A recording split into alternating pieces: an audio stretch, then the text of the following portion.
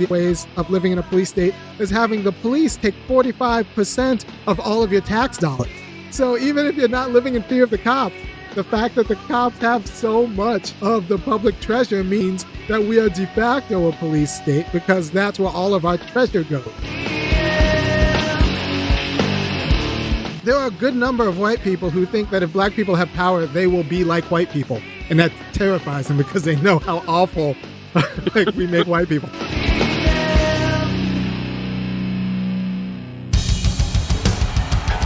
What I have said is that this campaign is not just about electing a president.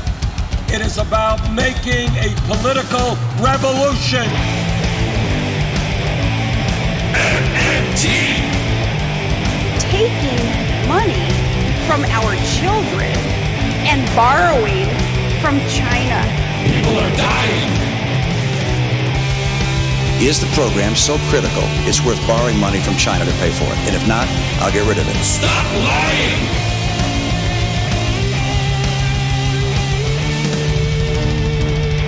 I want the truth!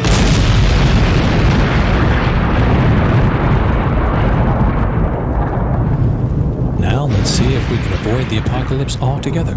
Here's another episode of Macro and Cheese with your host, Steve Grumbine. And yes, this is Steve with Macro and Cheese. Today I have a special show, given the circumstances that we are living in today. And really, in fairness, this has been going on for the beginning of the dawn of this nation. We are under incredible stress, and we're watching as real revolution is taking to the streets. We're watching people saying we've had enough. And here at Macro and Cheese, we largely focus on macroeconomics, but it's important to understand the impacts, the societal impacts that an unjust economy, an unjust nation, a nation with laws that are unjust has had on people of color in this nation has been a travesty. And we are seeing finally a unified front come forward and try to fight back in whatever fashion they can, especially given a pandemic. And so I reached out to a gentleman who I find to be incredibly intelligent, incredibly witty and insightful. And his name is Irami Osei Frimpong. And Irami is a PhD student at the University of Georgia in philosophy's department. He runs a website, The Funky Academic, where he tries to convey basic concepts in the history of philosophy in a way that helps people think through their lives. And so with that, I want to say thank you so much for joining me, Irami. I really appreciate you joining us. Yeah, thanks for having me on. This should be a hoot. Well, we talked for quite a bit before we got started, but I really am incredibly impressed with the razor sharp line that you walk in terms of being able to be academic, in your face, and also an activist. That is an incredible triumvirate right there. You're really well put together in terms of being able to create the understanding, the impact of your statements. And I guess basically tell us a little bit about yourself before we get too far into my fanboy here. And then we'll go ahead and get deeper into the meat of the subject. Yeah, I'm a PhD student in philosophy, and I came to philosophy not through the obvious ways, because most philosophy grad students, you'll find out that their parents were philosophers or their parents were academics, and my parents weren't. But I realized rather early in my undergrad that we're just confused as a people of what justice looks like. And there's this great quote by a guy named Hutchins. He ran the University of Chicago for a few decades in the early 20th century. And he's like, look, people talk about they want justice for the Negro, they want justice for the third world. But then you ask them, what is justice? And then they don't have any idea.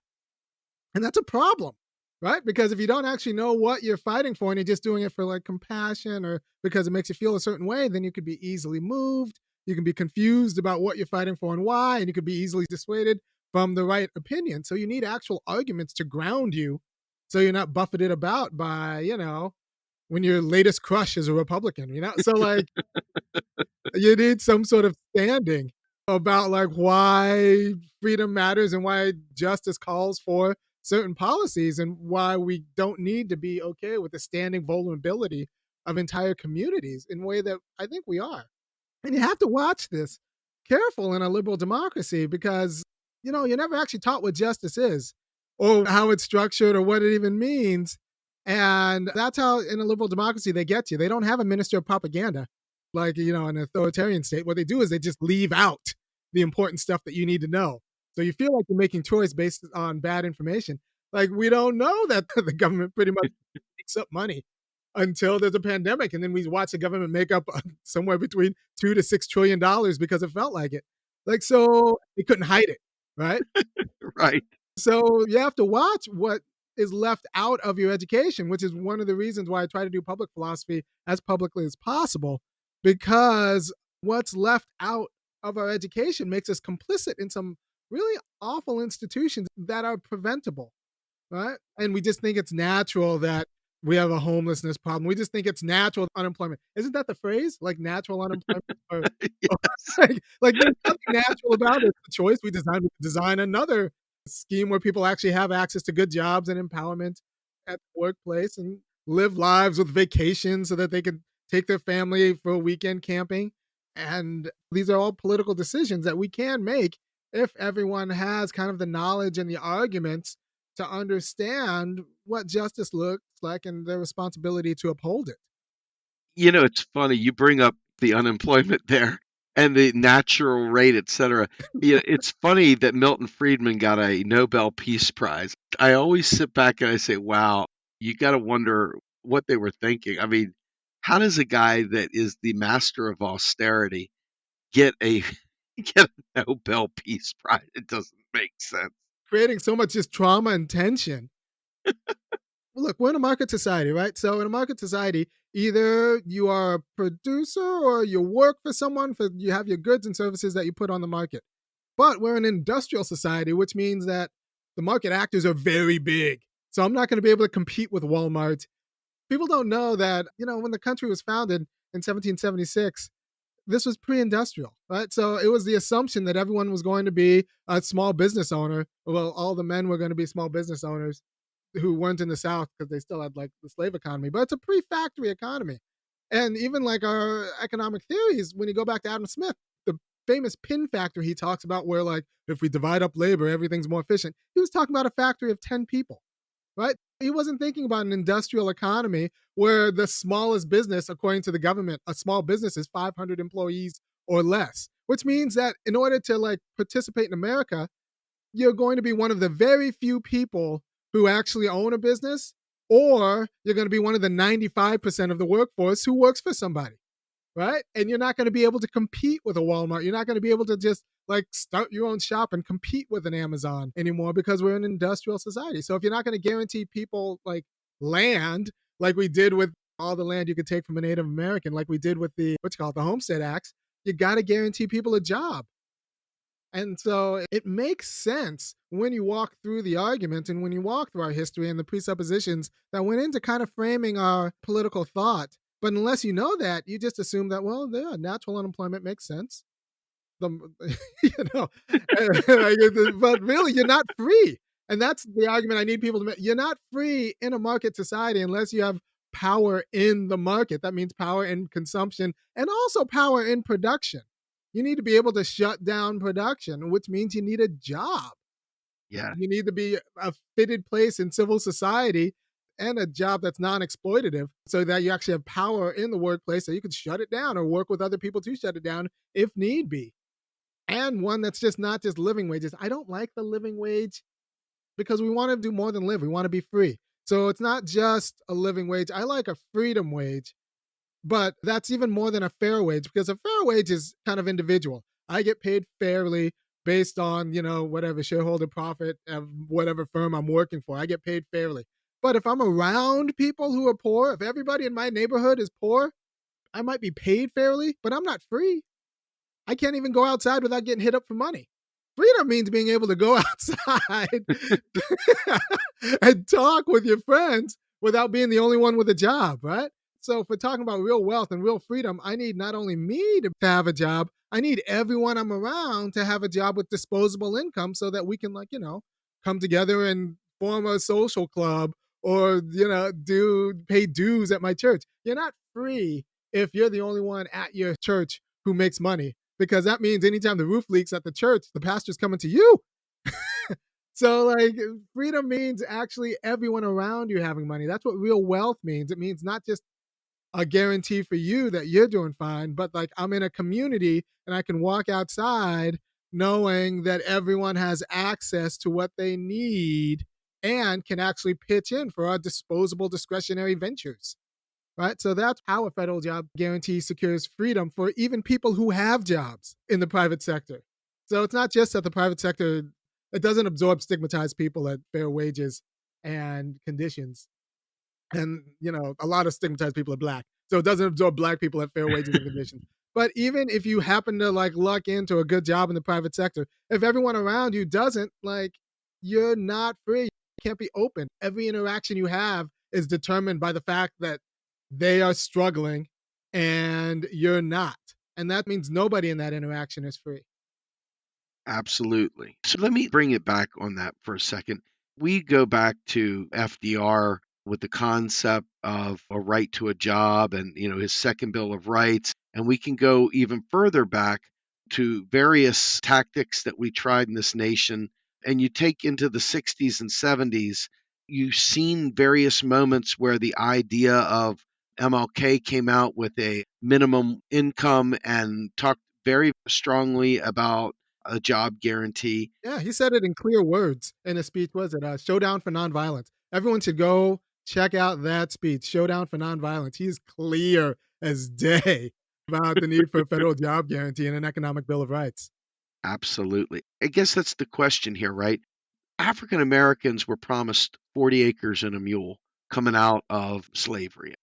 They were promised that, and they were not given that. And that bit of generational wealth that was deprived of the African American community has been exacerbated every step along the way. Every time, we've talked about, I believe, Kianga in her recent book that she put out, talking about redlining and the post redlining area with predatory inclusion. I mean, every step along the way, people have made money on the back of black people in this country, but they have been treated as a second class citizen. And it's kind of like if we gave everybody a job guarantee, there wouldn't be anybody down below us that we could just kind of look down our nose at and feel an inch better, above the pig slop. And you see the resistance to these sorts of things. You can see it through the Trump administration. You can see it through the entire nationalist movement, this alt-right movement. But you also see it in a soft fashion in the Democratic Party even. You see it all over the place, this inherent, deep-seated fear and loathing that prevents such an incredibly important, life-saving and life-changing and altering bill to even be properly talked about. Help me understand what it's like as an African American to see every time there's a spike in unemployment, the absolute shift is huge in the black community. It's unbelievable. It's always worse. COVID-19 hit black America way worse than it hit white America and always hit the poor.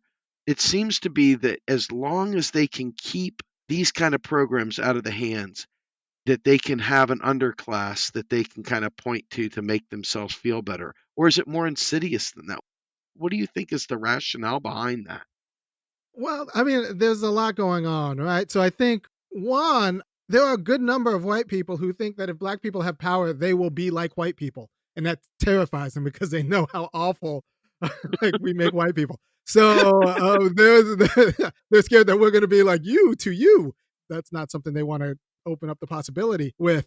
So there's that. But there's also the basic notion that you need some sort of economic security if you're going to be politically independent, right?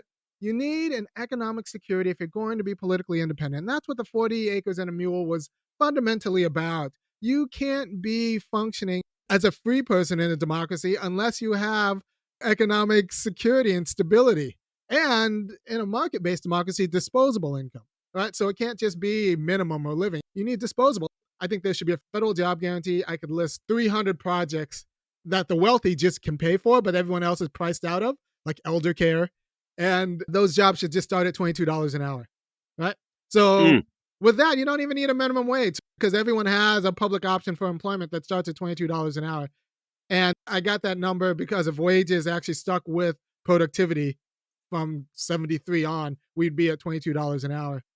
But there was a big spike. There was productivity shot up and wages stayed flat. And so we're not. I think there should be a federal public option for a job at $22 an hour, doing stuff that the market doesn't actually provide for everyone, like ripping out pipes in Flint. Or, there's a hookworm epidemic in the rural South because of septic systems that get busted, and it takes $12,000 to get a new septic system, and people don't have that kind of money laying around. So, like, people are getting hookworm. So, there are all these public works projects that need to be done broadband. I'd like to read to seniors and getting class sizes down to like 6. We could do all sorts of public works if we actually wanted to put people to work, making our citizens strong and our nation strong.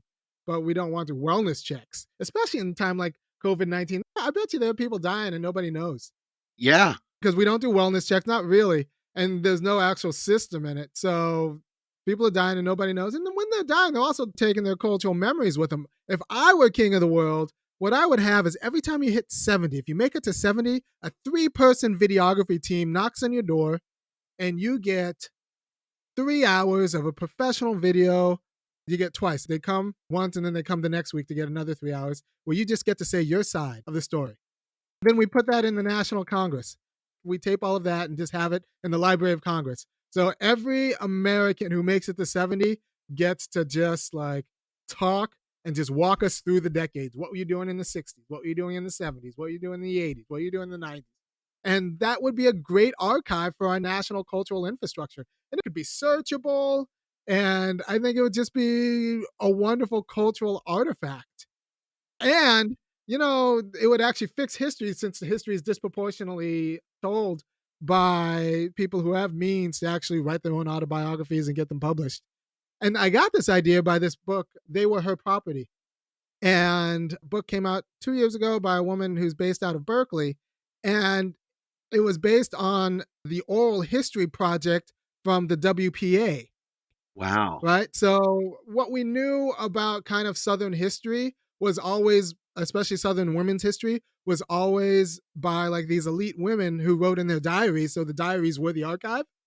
But because of this WPA program, they talked to these women's maids and nannies and just working class people. And it turns out that some of these women were telling stories about themselves that weren't quite true.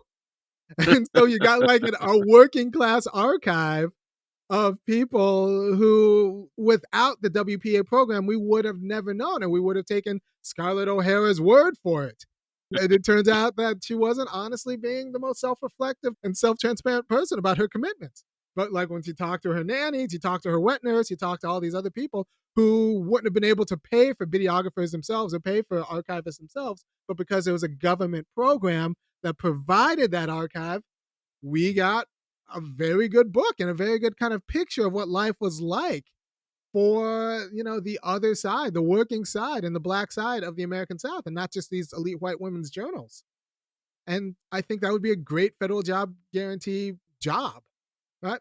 So you need economic security in order to have political independence. And we see this now. I don't know how much work people do in nonprofits or work people do in social services or just political organizing in general. You see that everyone's scared of losing their job. That's why they don't do courageous things or say courageous things.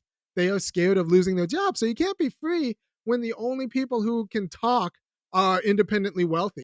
The only people who aren't scared of losing their jobs. And I don't think it's an accident that, for example, when we founded this nation, we really only made citizens out of the independently wealthy and then the landed gentry and independent professionals, right? So you either were an independent professional or you had land that was handed to you from your family and you just made money off of that.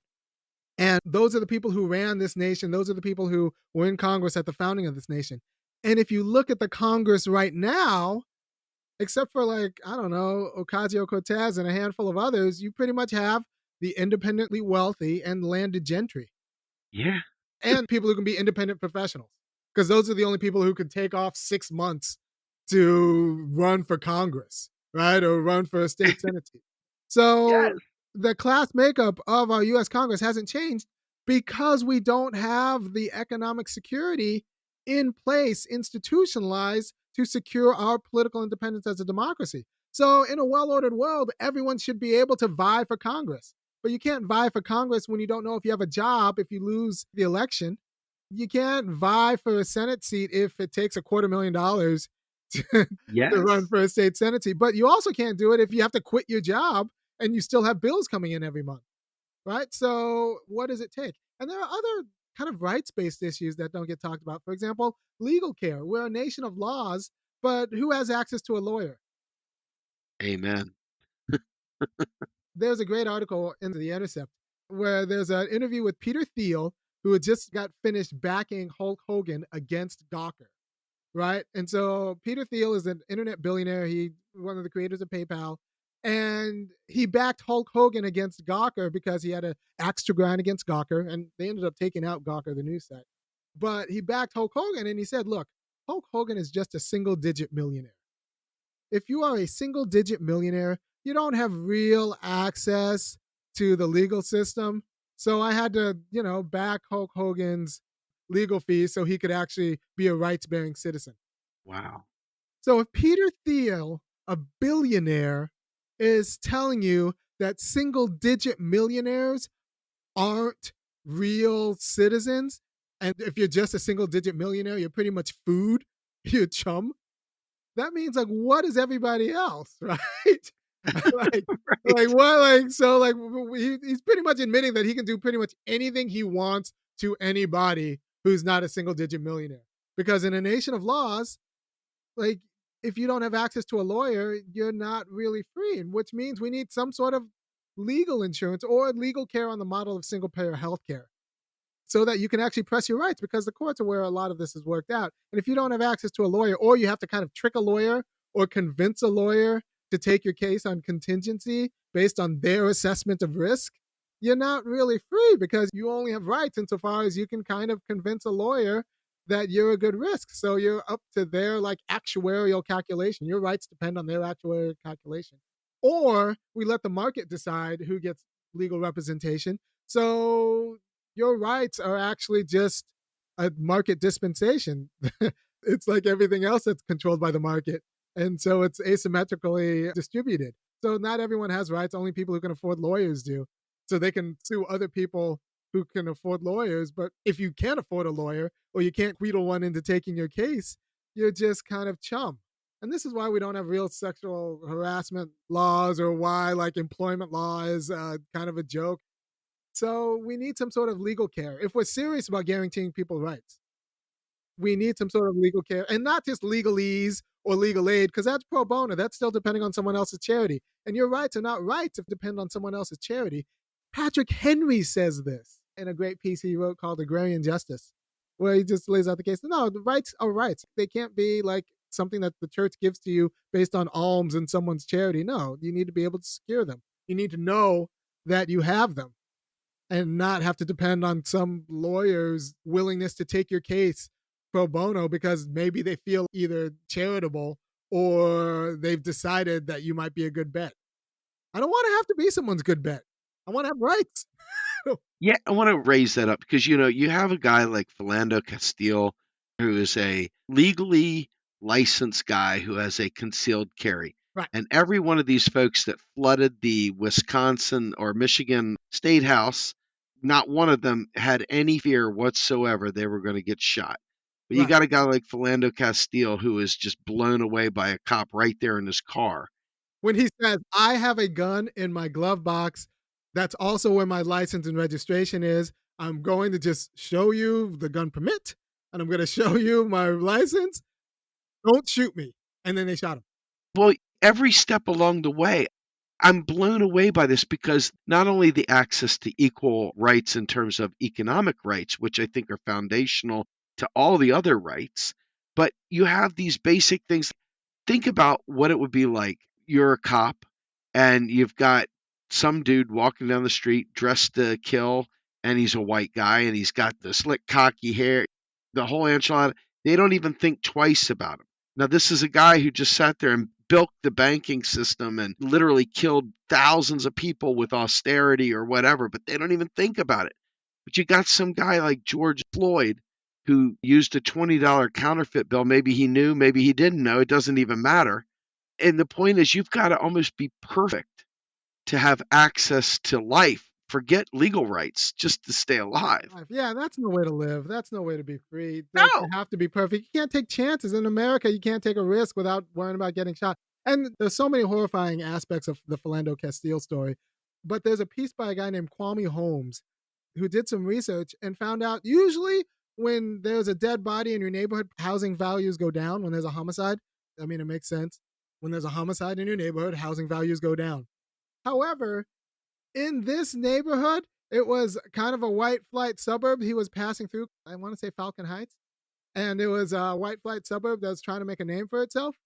When the murder hit, housing values actually went up because it was a cop shooting a black guy, right? So, like, it's Mm, actually good for your housing values if from time to time you let the world and the market know that we shoot Negroes here. mm, Like, that's the housing market. And so, like, the rational actor will be like, well, it's good for our housing value that this place is known to not be good for black people to go into. So, like, what does it mean that the market can do that to people? The market matters that much in people's lives that it could profit from a police shooting of a black guy's death. So that's a piece by Kwame Holmes. The word necro-capitalism is in the title, but Kwame Holmes. I have to look it up. And horrifying, but it, like, the market signals that our cops shoot black people is actually good for the homeowners in that neighborhood. And that's what we're working against in this America. Right? We talked about vulnerability to police death just being one form of a generalized vulnerability that black people face. When you talk about morbidity rates, we don't live that long, right? So, like, mortality rates, incarceration rates, homelessness rates, people are always surprised about how black the homeless population is in urban centers. I want to say 40% in LA when black people are only 8% of the population. Wow. So, morbidity, mortality, homelessness, joblessness, and incarceration, we're a targeted population. We're just vulnerable. And so the vulnerability to police death is just one form of vulnerability. And the opposite of vulnerability is, you got to defund the police because that's a task that's come out of strike breakers and slave catchers. So that's never going to lead to economic justice or racial justice or labor justice. But also, you need to think about what it looks like to democratize power Yes. and how democratizing power is the key to public safety.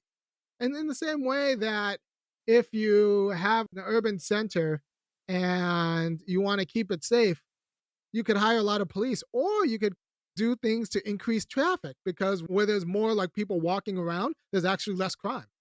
No kidding. So instead of having like secluded streets with a dicey number of people walking through, if there's a lot of foot traffic around, there's less petty crime. So, like, you need to empower people and think about safety through those kinds of mechanisms as opposed to police. And one way to empower people is give them good jobs, right? So, Alton Sterling died from police violence because he was selling CDs out of his car at midnight. And by the time you're selling CDs out of your car, you don't have access to a $22 an hour job where you could save up capital and like have a nice studio and get like money for marketing and distribution Yep. and then like quit that job, try your music business, and when that fails, go back to that job like a real entrepreneur should be able to. So, like, Alton Sterling died just because he was excessively vulnerable as a part of being black. The list goes on of people who just died from the quality of economic vulnerability. Eric Gardner died selling loose cigarettes, right? So, like, that's what happens when you don't have guaranteed access to a $22 an hour job and the only job you can get. It's important that the federal job guarantees are actually a good job because right now we've underpaid black people in the labor market for so long and at so many different sectors and jobs that like it's kind of taken the shine off of jobs. If you can only get $9 an hour living in a city, like why even work in the above market? Right. So we need to normalize good jobs. And the way to normalize good jobs is with a federal job guarantee as a matter of right. And when they did it in India, it actually increased private sector employment because you had like a better public infrastructure for private sectors to do business. And it made the private sector make working for them a better experience and more people went to the private sector.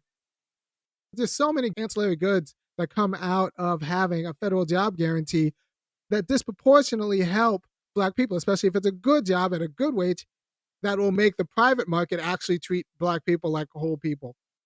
Derek Hamilton has been advancing something called baby bonds for some time now. And one of the biggest things here is that we're not dealing in a race where everybody started at the starting line at the same time and was given the same set of shoes and the same water and the same running shorts or whatever. We weren't equipped the same. So Derek, his idea of baby bonds seems to attack the generational wealth issue. But this comes back to another point which Sandy Darity has spoken about quite frequently, which is reparations. And I know Bernie Sanders was hit pretty hard for being silent on this. Yeah, that was probably the best thing that he could have done for the reparations movement, because that was the only way everyone else could get to the left of him. And they didn't promise reparations either, but they would actually say the word. Right. And so Bernie being silent made everyone else try to be relevant by talking about something. Right. Well, let me ask you this. Sandy is very adamant that reparations is far more than a cash payment. And the idea of, yes, we need cash, but you can imagine, let's put it this way, I can imagine those guys that were like down in Charlotte back when they plowed through a crowd of people. I can imagine those kinds of guys say, well, you got your $50,000 reparations or $200,000 reparations. Why aren't you perfect? Why aren't you this? Why aren't you that? And then you flip this thing around and they've weaponized reparations, completely bastardizing it, not realizing that money is but one small aspect of repairing the damage that has been done going back forever. Right. So when I talk about reparations, I think of the cash payment as just one aspect. I think of it as earnest money, right? So when you buy a house and you're looking at a house, you put down, was it 3% as earnest money so that the person who's selling the house will take it off the market while you spend a few weeks talking to the bank and trying to get the mortgage together, right? So you buy the house, you say, I like the house, but I need to get an inspection. I need to go to the bank. I need about a month to get my finances right. And then I'll be able to cut you a check for the $200,000 or whatever for the house. But you have to put down a small percentage of earnest money so that the person who's selling the house knows that you're serious about buying it and they're not going to take the house off the market for a month in vain, right? And the cash reparations is kind of like the earnest money because it shows that white people are serious, right? Because the history of trusting white people in the Americas, the record's not good, right? So No. it would almost be naive to think that any sort of reparations is serious because in a pinch, white people tend to white in a way that's not particularly good for Black communities or Native American communities or Chinese communities or Japanese communities during World War II. So we need some sort of surety that this isn't like that. This isn't some sort of game where you give us quote unquote reparations, but then change all of the other structures of the game so that we lose. I tell people that it's one thing if America's a big poker game and they don't let you in. So that's one justice. I need to be able to sit down. I need to be invited to the table and I need the ante to be able to play. It's another thing when you get into the game, you got, by some circumstance, you got the ante and you could actually play, but then you find out all of the other players are in cahoots against you. And that's the situation of Black people vis-a-vis reparations. What if we find out that okay, we now have money, but then white people clan up and pass a bunch of non-antitrust laws, and so we're locked out of all of the industries as they are. Right? So reparations needs to be also corporate board seats in standing coal, oil, or guaranteed profits and shares that go right to Black institutions of foundational industries like tomatoes. Yes. And potatoes, so that we don't get locked out when white people get nervous of Black people being self-determined.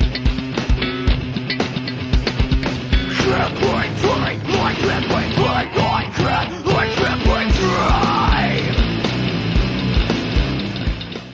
You are listening to Macro and Cheese, a podcast brought to you by Real Progressives, a nonprofit organization dedicated to teaching the masses about MMT, or modern monetary theory.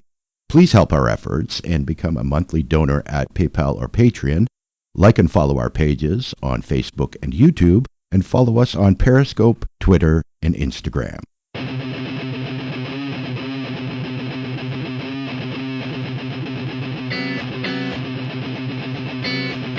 My tolerance, trying my patience, and never would you say to me, it's another way. I'm tired of the lies you tell me, lies you tell me.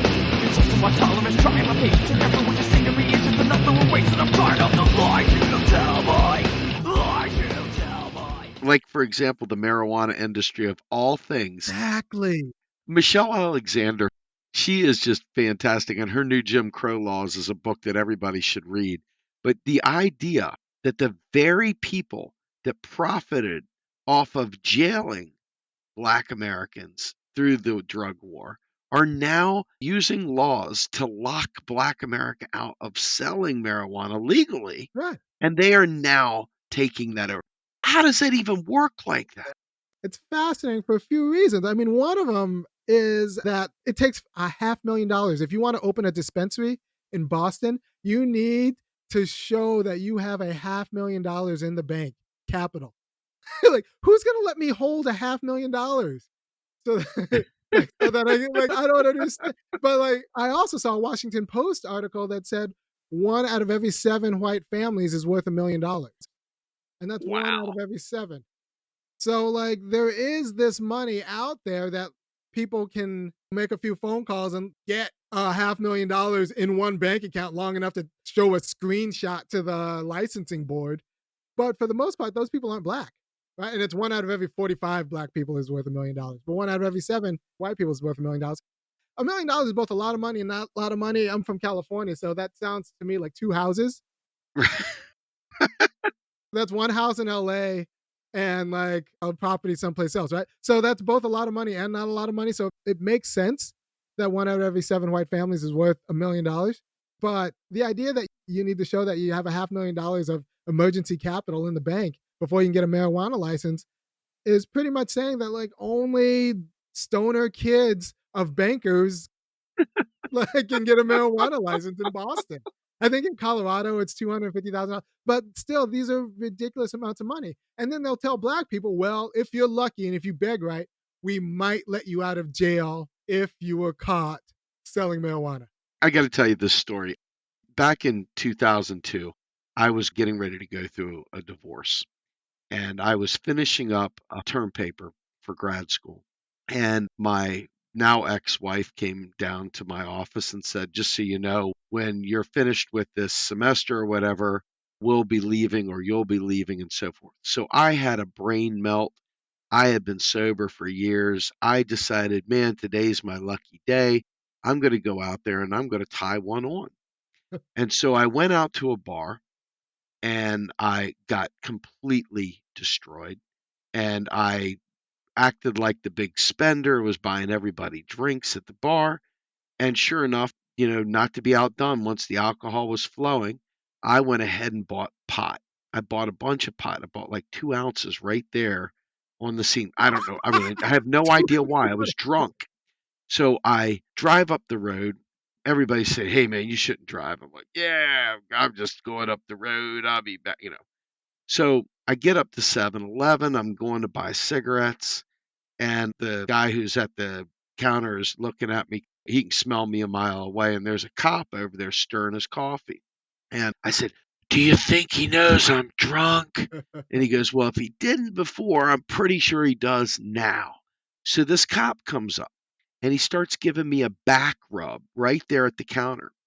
And he's like, look, it's December 14th. I think that, this is going to be your Christmas gift. Go on out there and make a phone call and we'll pretend this never happened. Well, so the only person I'm going to call is my soon to be ex wife, who's already ready to leave me. And I'm not really looking forward to being left. And I'm certainly not going to call her at 2, 3 in the morning because I'm drunk. So I decide that I'm going to wait this cop out. And I fall asleep head first into the bricks right there where the phone was. And I get up oh, I better leave. So I get in my car, and the guy was sitting there waiting for me. He wasn't going nowhere until I went somewhere. And as soon as I got in the car and pulled out, you hear the boo. Right. And there I am, 2 ounces of pot. They find all of the pot. I'm drunk. My tags are to everything in the world is Two wrong. ounces, that's distribution. People don't. Oh, buddy, wait, you ain't heard nothing yet, right? Yeah. Now, I had been sober for 8 years. There was no reason in the world that I was going to be drunk. It was the one night you just shouldn't have done it. Well, I tell you this story because after they did a cavity check on me and after they literally took everything out of my car, etc., I get into jail and I'm thrown into a holding tank. And there are 3 young black kids in there. I mean, young. I mean, they might be old enough to be in jail with me, but not old enough for any other thing. Right. And they didn't look harmful. They didn't look scary. They were short. They were skinny. And they were like, hey, what are you in here for, man? I'm like, a lot of pot, man. I said, what are you in here for? And they're like, we got caught with a joint. Really? So I get taken to the commissioner shortly thereafter, and he says, listen, looks here that you work at Bell Atlantic. That's a damn good company. This is a black man. This is a black commissioner that's Right. hearing me, right? Looks like you're a good, upstanding member of the community. You've got a family, blah, blah, blah. Don't make me regret this. And he let me go on my own recognizance. Now, I did have to go to court. I am facing heavy charges because 2 ounces, that's a lot of weed, right? So I go to court and I do all this stuff, but I come back to the jail cell holding tank waiting for my brother to come pick me up. And these kids are going to be held for 3 weeks till their hearing for one joint. 3 weeks. They're going to be held for Yeah. their hearing. Yeah. And I am being released right then and there, and I had 2 ounces. Now, mind you, there's a bunch more to that story. I ended up getting off with misdemeanor possession charge. They threw out everything else. Whoa. And I went to a rehab and even got that down, right? So that was the story of this guy through the criminal justice system. And, for my sake, hey, thank God, right? But for their sake, it never left me. That experience changed me on more than one way, right? I mean, it changed me incredibly. And I wonder, I mean, that's just a small microcosm, but you duplicate that a million times over again or more. And I know how much money it cost me to go through that process. I know how many jobs it cost me after I left Verizon because, Bell Atlantic turned into a bunch of things. So Right. I know what it was like when I tried to find a job with that record with just a misdemeanor possession charge, not a grand dealer charge or any of that stuff, right? Right. And you had 2 ounces. That's not a negligible amount of pot. No. And literally, they knocked it down to just a simple misdemeanor. Now, mind you, I didn't even remember buying it, to be perfectly frank. I Right. mean, it was like one of those things where I was incredibly inebriated. But that's not even the point. The point is that the difference in how I was treated, and I thought it was the worst thing ever. I was terrified. It was awful. I couldn't believe I was in jail. I couldn't believe that I had to go to court. And then when Verizon let me go in the great financial crisis, I tried to get another job, and all of a sudden they did background checks. I didn't have to worry about background checks at Verizon. I was already an employee. But now, outside of the sacred realm of Verizon, everybody was wondering what the hell I was. And I couldn't find work. And the fundamental driver behind so much of my activism happened from that period of time. But it speaks to a microcosm of what happens in the African American community. If Yeah. that happens so many times, it's no wonder you can't gain any generational wealth. It's no wonder you can't move up the food chain because just my little misdemeanor charge after all the finagling, Cost you $500,000 over 15 years. Yeah. it destroyed my career. Right. It destroyed any chance of a real career. And so I can only imagine how cut out of the regular economy, cut out of prosperity, cut out of pursuing the quote unquote American dream, whatever that is. Fill me in, man. Fill the blanks here because that to me has just been a huge gaping wound in my life that I haven't been able to shake the impact of it. Well, I want to say a few things. One, you hit the trifecta here. I always say that, it's hard to radicalize people who've never been dumped, fired, or jailed. But in like one night, you kind of did it all. I went yard, man. Yeah, yeah. No, but like, because you think, unless you've been dumped, fired, or jailed, all for kind of doing like regular things, you kind of think that the world is kind of organized for the most part pretty well. But once those happen, you're like, wait a minute. You're betrayed by like systems, entire systems. And then the systems that told me these systems were legitimate. Yep. So I'm a fan of people being dumped, fired, and jailed at least once. And I'm a little bit suspicious of people who've never been any of those. And there are those people who exist. I don't want them next to me in a fight, though. Right. It's funny because I have a huge amount of student debt hanging over my head. I was able to turn my life around, so to speak, after that. Many people wouldn't have gotten that opportunity to quote unquote turn their life around, but I did. And I took it for everything it was worth to my best of my ability and got 2 master's degrees and started off going into a PhD in organizational change and leadership. And I ended up dropping out of that when I went through my second divorce. I've got a track record, in that respect. I don't understand how you say I will have any cash after 2 divorces. It's horrible. I'm not even going to go into it. Let's just say it's not good. You need a It's federal just not. job guarantee because You baby need a bonds would have federal already been sucked out. Exactly. But you see economic despair, economic insecurity, food insecurity, all these things that come from this. It's literally like putting a drop of ink in water and it polluting the whole thing. That's how bad this is. And you don't realize it in the moment until you start seeing all the tentacles and all the corollaries and tributaries that come from this one bad moment. This one bad moment set the stage for a million other bad moments. And if you're living in fear of that constantly to begin with, I can only imagine being cut out of the normal economy than being forced, like you were saying, if you're selling loose cigarettes or if you're selling CDs out of your trunk or whatever, you're already out of the regular economy.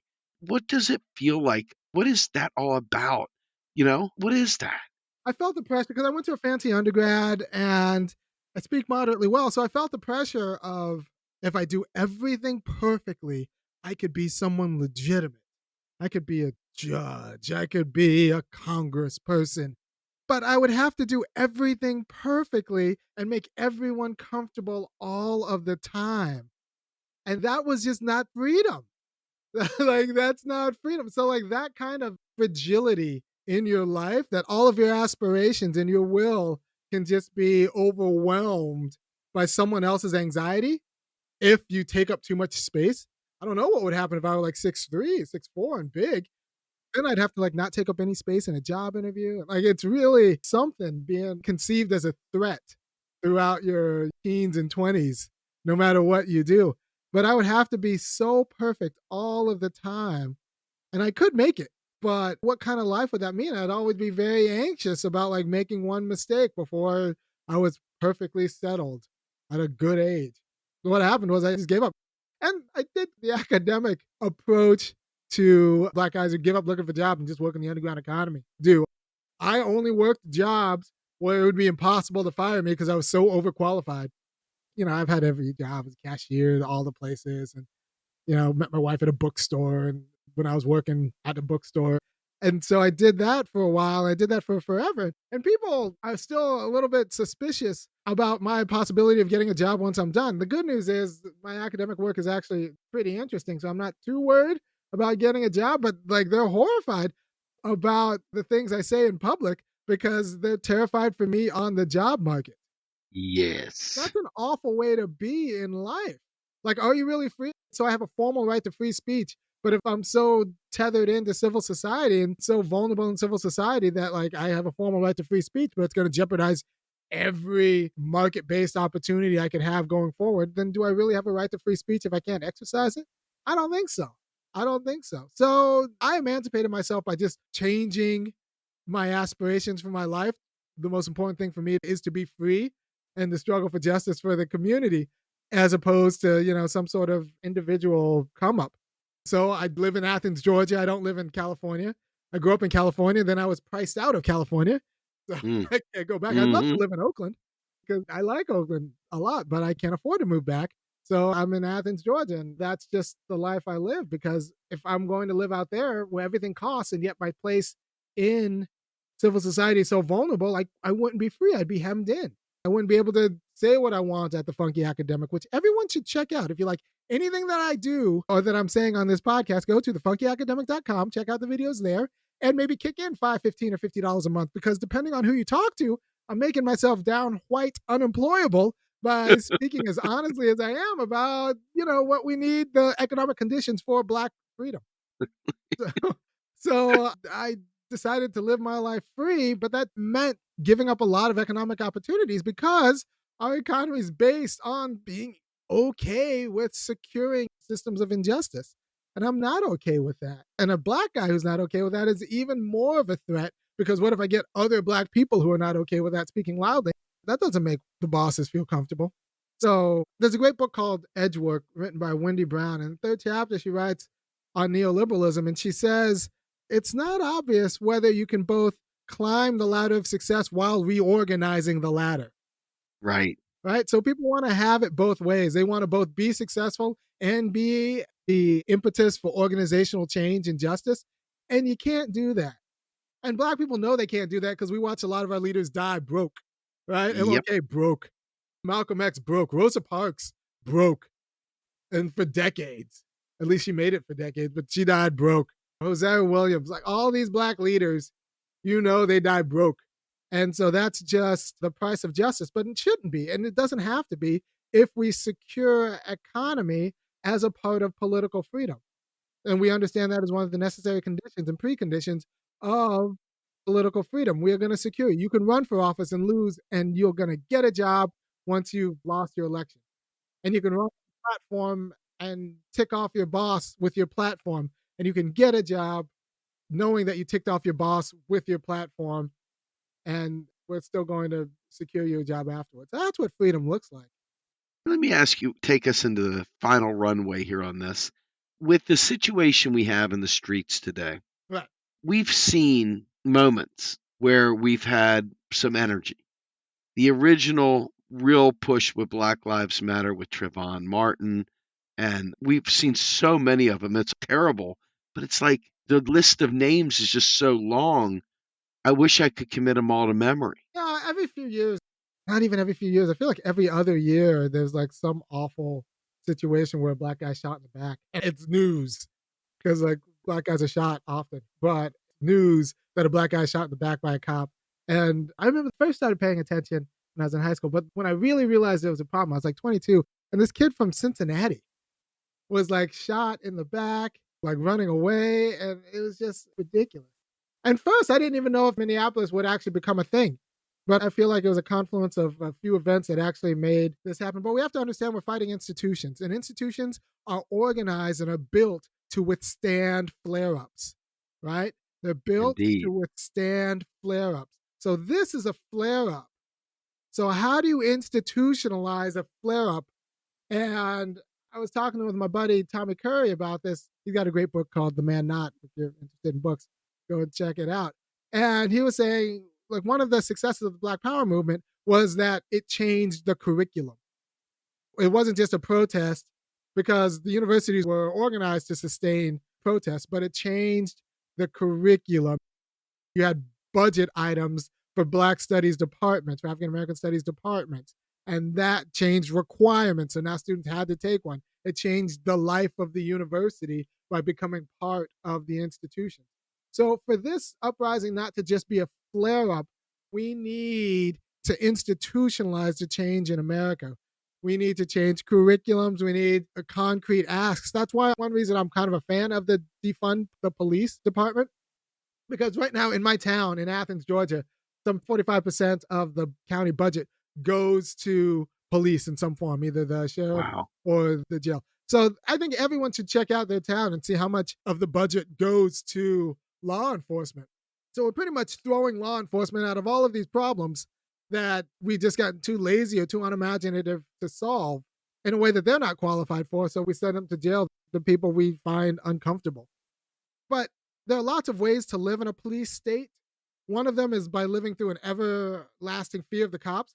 The other way to live in a police state, and one of the other ways of living in a police state, is having the police take 45% of all of your tax dollars. Like, so even if you're not living in fear of the cops, the fact that the cops have so much of the public treasure means that we are de facto a police state because that's where all of our treasure goes. Mm. So we need to think about different ways of being a police state. And if all of your treasure goes to the police, yeah, you're a police state because like you don't have public parks and music lessons for your kids because all that money goes to the police. The police sucks all the air out of your budget. So you are de facto a police state, even if you don't feel like you're in one. So I think all your listeners should go check their municipal budgets and find out what percentage goes to law enforcement for the new toys and what that means our political lives. I do want to talk about the looting one because I've read a fantastic take on the looting and I haven't seen it since.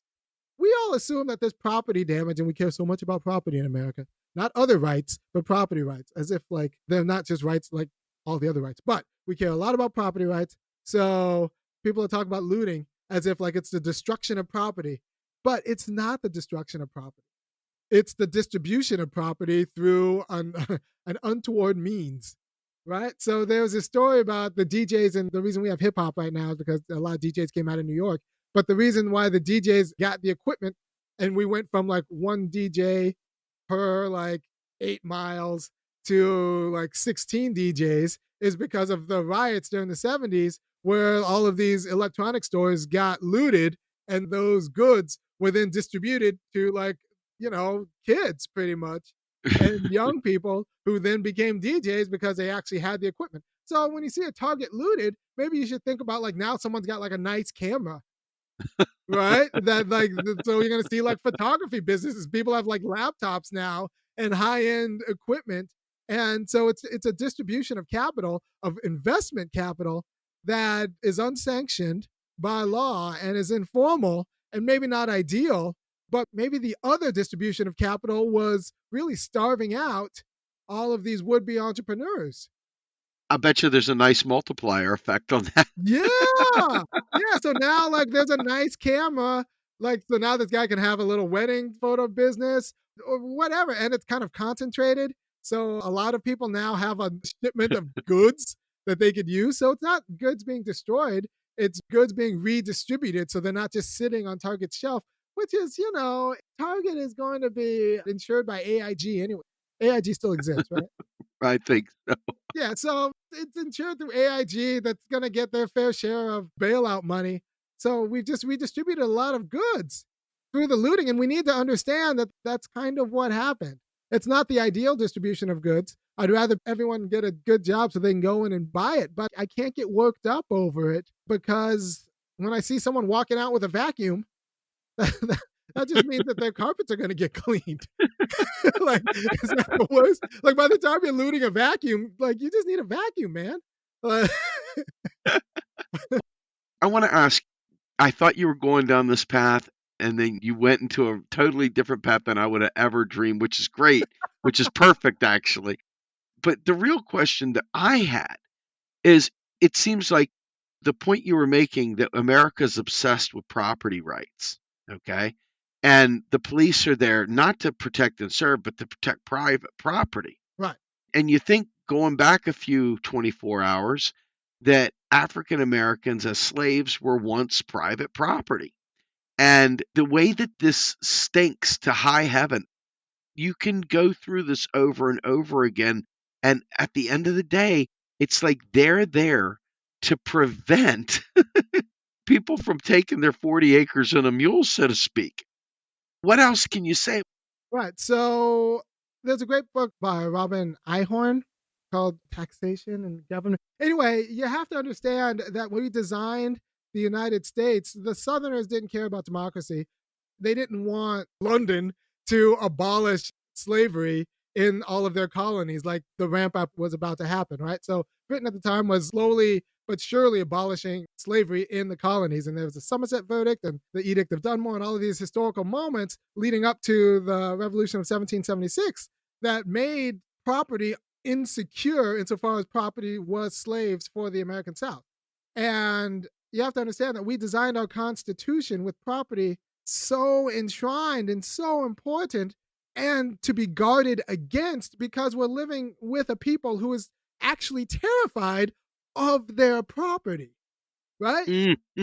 So they were terrified of Black rebellion while also wanting to secure property rights. That's why we worship property rights in a way that we don't actually worship our plenitude of rights. This is actually my dissertation on the plenitude of rights, because property rights are very important institutions of freedom, but they're also just one variety of rights. We should care this much about voting rights, about the rights to vie for office, about legal rights, the rights to representation, economic rights, the economic security in order to be politically independent. All of these rights are equally important, and they can't all be reduced to property. Not anymore, not in an industrial economy. So we need to talk about our plenitude of rights with the same reverence as we do property. And my city went through a curfew about 2 weeks ago. It instituted a curfew because it was scared of the protests. And when you institute a curfew, you're just vacating people's rights to go outside in a way that's very, very, very worrisome.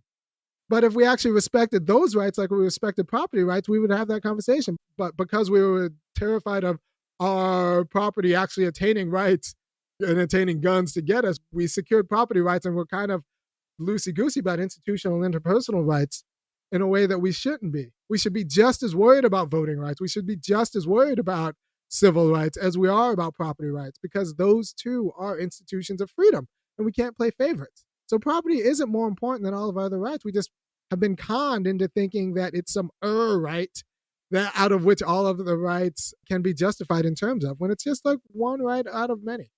And all of them need to be balanced and modified to respect each other. So if you take away my voting rights, so I take away your property rights by looting, we have justice problems in Yes. general, and we shouldn't play favorites about which justice problem gets priority. I guess my final take, and I want to see what your thoughts are on this, is that instead of being as political people, as people fighting for democracy and Right. fighting to change society in whatever fashion, your dissertation on rights, I think, is exactly where everything that we do going forward needs to be focused, because we see us dinking and dunking around these ideas about programs and Thank you. No program, no more programs, rights. Right. yes, citizens' benefits, rights. There is still no right to an education. There is no legal right to an education. This is one of those federalized 10th Amendment type deals. There is still no legal right to an education. And there's so many things out there. The right to a job. This is where we need that federal job guarantee to be not just a program, but to be a right, to be a legal right. You don't have to worry about it being taken away because it's a right. And we need to get into a rights based approach to revolution, Yeah. if you will. Yes. Yes. So lay it out there, man. That is my whole mindset. So it sounds like we're on the same page. So I'd love to hear your take on that. Look, there are a few things going on, right? So, right now, as it stands, the sentimental left, what I call them, thinks they can win and are justified in winning based on compassion and hoping people pity you in the right way and do what's nice. Whereas the right, you know, you got Rush Limbaugh on radio for 4 hours a day saying that you need freedom and this is what freedom entails, these rights. And Sean Hannity comes in after him and he's talking about rights for another 4 hours. And then you listen to Fox News and they're going to talk about rights and freedom and dig not particularly deep, because I think I have deeper arguments, but they're going to at least fight on that terrain, whereas we're fighting on the terrain of people's feelings. Yes. And that's an inappropriate terrain because America's based on the idea that freedom's more important than life. Give me liberty or give me death. So, let's actually dig down on what liberty entails. How free are you if you can't apply for a job because of a record? How free are you if you can't afford cash bail? If there is such a thing as cash bail. How free are you if you don't have access to a lawyer and everyone you're fighting does? You're not, right? In an industrial economy, if you don't have access to a job, you're not going to compete with Bezos. So you can't just start up on your own without any capital. Capitalism without capital. Nope. You need a guaranteed job that's actually is enough to give you disposable income. So there's this great guy by the name of Richard Dean Winfield. He's actually running for U.S. Senate. I know him. Yeah, he's fantastic. He's running for U.S. Senate in Georgia, right? It's going to be a hard state to win. It's hard to make a name, but he wrote a book about the social bill of rights. It's called Democracy Unchained. It just came out, I want to say about 2 months ago. And he lays out just a series of rights and the arguments for them, for legal care for all, for a federal job guarantee. Prisoners need to be able to vote. We don't alienate you from all of your rights just because you're locked up. We don't vacate your property rights and annul your marriage and decide that you don't have all of your rights are gone just because you're locked up, which means that like you should be able to actually vote in prison. And that would force candidates to campaign in prison. Having been locked up myself and you were locked up a little bit, like a lot of people would profit from that experience. A lot of politicians would profit from the experience of a night in a holding cell, what it's like. So these people need to have a political voice. So yeah, we need felons like who are living right now. They should be able to vote. If you can't politically organize, I don't know, a wing of felons and their vote wins over your vote, then like you maybe you're on the wrong side of the argument. Yeah. Everyone should be able to vote. Everyone should be able to like redress their politicians. So he goes through a series of rights about just what we need to be free. He also draws a little bit of inspiration from FDR in the Second Bill of Rights because it's just where we need to go. We're not free as long as we're scared to be honest and still keep our job, which means we need a guaranteed job to pay our mortgage, right? So we need legal care, we need child care because you're not free if you're also, I think a lot of parents are finding out with schools closed, if you're also chasing after a 5-year-old. You can't be free if you have to also take care of your parents, elder care, right? Elder care is an enormous issue. But if you have money, it's not an issue for you. If you don't have money, it sucks away your ability to work in the private sector and do your other job because you're always worried about getting your mom to her doctor's appointments. There are a series of rights that we need in order for all of us to be free, and we leave it up to the market to distribute these as privileges. But really, elder care shouldn't be a privilege, and it is a rather steep privilege. I've heard anywhere from $4,000 a month to like $7,000 a month Wow. for elder care. So the only people who get to actually take care of their parents in style are those who are generally wealthy. Because who can afford $4,000 a month for elder care? It's ridiculous. But everyone gets old and everyone has parents who get old. So if we're going to be free and free the next generation, I call these rights kind of age appropriate Social Security. Yes. We secure your education when you're young, and then we secure your job when you're working age, and then we secure your retirement when you retire. And if you're somehow disabled, we'll secure your disability. But we need stuff, so we need you to work.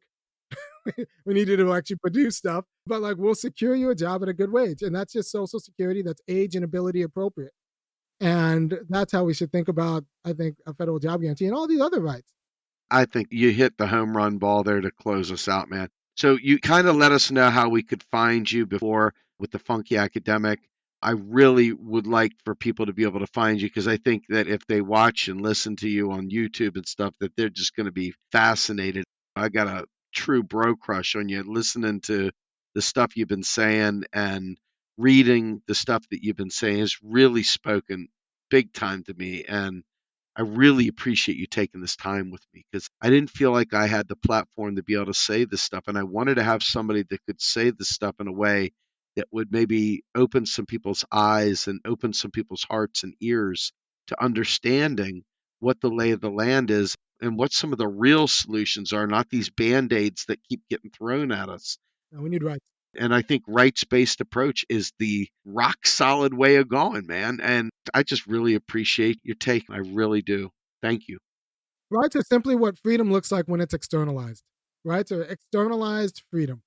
So if you care about freedom and if you think this is about freedom, the rights-based approach is the way. That way you're not under the thumb of some charity whose donor's ass you have to kiss, or like the market. So the hegemony and tyranny of the market. So you need rights, and we need to talk about rights and fight on that terrain and not just cede the terrain of freedom and rights to the right. So yeah, you can find me on funkyacademic.com. And I think, honestly, Winfield's book, Democracy Unchained, I think it's the policy guide for the left. It could be written a little bit more friendly, so it's a little bit dense, but he goes through the argument so systematically about like what rights we need and how this all fits together and how this kind of unfolds so that we can have a family life where we actually like fulfill our family responsibilities. We can have a civil society life where we actually can be a productive member of civil society as an individual and do this in a way that also allows us to vie for political office and go to meetings and speak freely about the matters that concern the program of the whole. of society without letting that jeopardize our family or jeopardize our jobs. So it's a great book, Democracy Unchained by Winfield. And I think it should be the playbook for the left or the policy guide for the left. And if you like what I say, I think you should go to my website and check out funkyacademic.com. Awesome. Irami, I really appreciate your time. Folks, this was Steve Grumbine. Say goodbye, sir, because I really appreciate you. I hope you can come back soon. You got it. Take care, guys. All right, this is Steve with Macro and Cheese. Have a great day, everybody. We're out of here.